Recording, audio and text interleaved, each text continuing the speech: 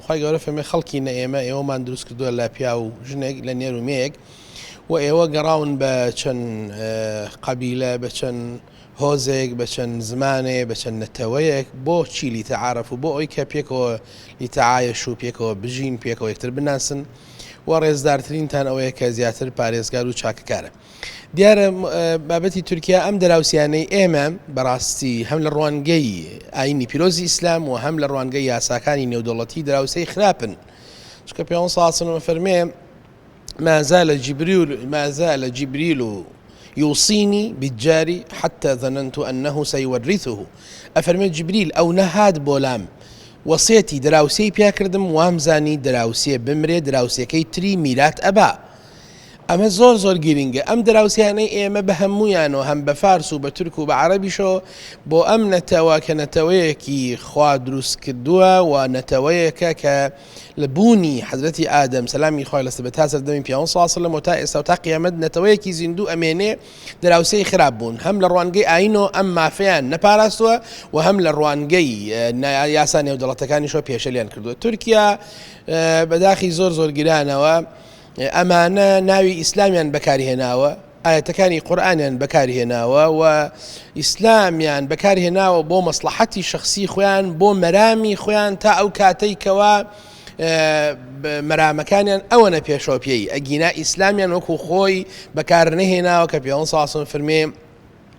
هەموو برا هەموو ئینسانەکان بران و هەموو نەتەوەکان پیاوەی ساسم سەحابە هەبوو کورد و لە خزمەت پیاوەی ساسم سلمان من ئەهل البەیت پیاوەی ساسم فەرمێ سلمان لە ئەهل و بەیتی منە کە پیاوێکی فارس بووە کابانی کوردی پیاوێکی کورد بووە سەحابە ئەبوو مەیمونە سەحابی پیاوەی ساسم بووە و پیاوەی ساسم قسەی لەگەڵا کردووە و قاتی کوردیشی بە دیاری بردەوە بۆ پیاوەی ساسم.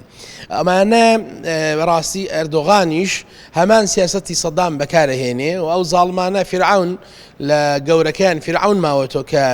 هەرگیز اعترافی بە قەومی بەنی ئیسرائیل ناکرد و هەرگیز اعترافیشی بە ئیسلام و مسلمانان نەکرد تا ئاخر هەناسە گوتی آمنت أنه لا إله إلا الذي آمنت به بنو إسرائيل وأنا من المسلمين. لآخر هناسيا فرعون أم ظالمانوان اعترافی بە هەمویان کرد و هەم اعترافی بە قەومی بەنی ئیسرائیل کرد و هەم اعترافیشی بە ئیسلام و مسلمانان کرد. بۆیە ئەم داگیرکەرانە خەونەکانیان ئەوەیە کەوا بەرامبەر بسڕنەوە میلەتی کورد لە ناوبەرن و ڕێگای زۆریشیان گرتوۆتە بەر و زوڵمەکەن و زاڵمن بەڕاستی بەڵام بۆیان ناچێتە سەر و خوای گەورە لە کۆتاییە خۆیان سەرشۆڕەکات چونکە خوای گەورە فەرمێ لەهم خزي في الدنيا والآخرة ئەوانە شەرمەزاری و ڕوڕۆشی و سەرشۆڕیان بۆ هەیە لە دنیا و قیامەتیشە خۆ بینیمان سەدامیش چۆن سەرشۆڕ بوو ئەو هەموو هەنگاوە زۆر پڕ ئێش و ئازاران هەروەکو ئەنفال وەکو هەڵەبجە و باقی تعریب و تەهریب و کوشتن و تند و تیژی بەڵام الحەمدلله ئەو میلەتە هەر زیندووە و ماوە و ئەوانی سەرشۆڕی دنیا و قیامەت بوون. لە وتارەکانمانە ئێمە جەخت لەسەر دوو شت دەکەینەوە. یەکێ ئیسلامێکی پاکی حەنیف دوور لە دەمارگیری و تندڕەوی و تند و تیژی و دویش گرنگی نەتەوە و پارێزراوی نەتەوە و خاک و نیشتیمان و وڵات. چکە بەڕاستی ئەرکی ئێمە ڕوونکردنەوەی لەسەر ئەو دووشتە کە زۆر گرنگە لە بۆ ژیانی هەموو مرۆڤایەتی. ئەرکی سەرشانی خۆمان زانیوە لە ڕوانگەی ژیانی پیاوەی ساسەڵەم چۆن نیشتیمان پیاوەی ساسەڵەم دەریان کرد لە مەکە بەو هەموو ناڕەحەتیە و بەو هەموو پیلان گێڕینە کە سەد گەنجیان دانا بۆی تیرۆریکە کاتێک کە دەرچوو لە شاری مەکە لای کردە شاری مەکە فەرمی شارە خۆشەویستەکەم بەخوا ئەگەر بە زۆر لە تۆدا دەریان نەکردایەم هەتا مردن دەرناچوو. بۆیە ئێمە الحەمدولله لەسەر مینبەر و لەناو مسلمانان لە کۆڕ و کۆبوونەوە لە هەموو شوێنەکان باسی نیشتیمان و نەتەوە و خاکی خۆمانمان کردووە کە واجبی شەرعیە دیفاعی لێ بکەین و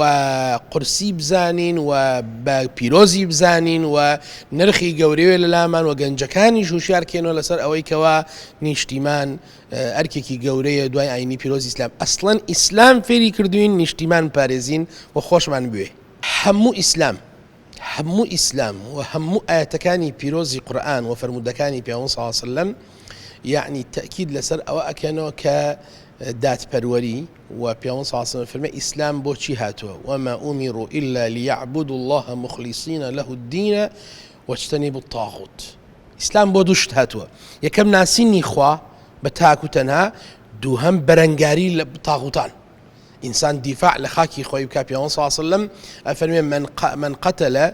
من قتل دون ماله فهو شهيد كسير لسر خاكي لسر عرزو ناموسي لسر مالي خوي يعني إسلام قرآن برا لويكوا خوي قولام فيرمان دكا وبيان صلى الله عليه وسلم فيرمان دكا بأويكا بيان صلى الله عليه وسلم لغزوي عسرة غزوەیەکی زۆر مەشهورە سەحابە فەرموون هیچ غەزوەیەک بە ئەندازەی غەزوەی عوسرە پێغەمبەر صلی الله علیه و سلم ناڕەحەت نەبوو و تەبلیغاتەکانی تونتر نەبووە. غەزوەی عوسرە ئەوە بوو کەوا ڕۆمەکان هاتن مەدینە داگیرکەن تجاوزی حدود بکەن و بێن شاری مەدینە داگیرکەن. پێغەمبەر صلی الله علیه و سلم فەرمووی بچوو گەورە پیا و ژن ئامادەیی تیابێ. ئافرەت هەبوو گوێشوارەکەی هێنادایەنە ئەی وای هەبوو 10 کیلۆ خورمای هەبوو کیلۆیەکی بۆ خۆی دانا 9 کیلۆی هاور بۆ ئەوەی کە خاک و وڵات داگیر نەکرێ. هەمومان ئەرکی سەرشانمانە ئەوەی کەوا ئەتوانێ بە سیلاح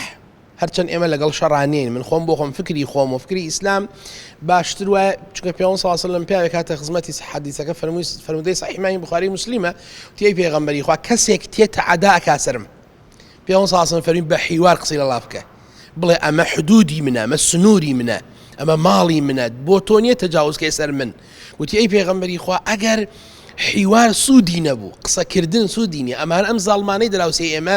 ینی نازانن حیوارکەن يعني حوار ناكن وقول لي ناغرن واصلا تو يعني تو بشيك نازان لمروفايتي لا بشي لو لا يعني ما نادن بتوك بوي وتي اي بيغمبري خو اگر هاتو قصو حوار سودي نبو فرمي بتندو تيجي بروري برجيري لبكا وتي اي بيغمبري خو اي اگر كشتمي فرمي شهيدي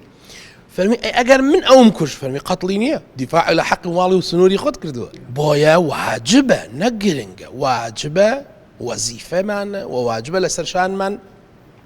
قشت من لسر منبر وما وصل لزانكو وأو خوشكا وأو براية أو جنجة همومان دفاع لخاك ونجتماني خومان بكينو لعيني خومانو لمقدسات بيوستي لسرشاني قشت من